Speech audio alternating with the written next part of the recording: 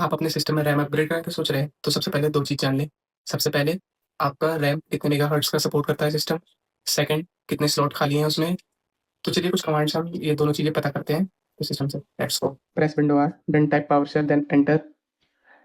Type command मैंने copy कर रखा है तो मैं पेस्ट कर देता हूँ, आप ये कमांड टाइप कर लेना, देन प्रेस एंटर। यहाँ पे 2 लिखा है, मेरे में 2 ही स्लॉट है रैम को अपग्रेड करने के लिए 2 स्लॉट है सिर्फ, ठीक है।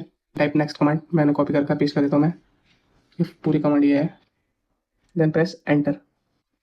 यहाँ पे ये आपके देगा स्पीड बता देगा 3200 मेगाहर्ट्ज़ की है, 3200 मेगाहर्ट्ज़ की, और 2 स्लॉट है इसमें। टिप्स एंड ट्रिक्स के लिए फॉलो करें, देन लाइक करें।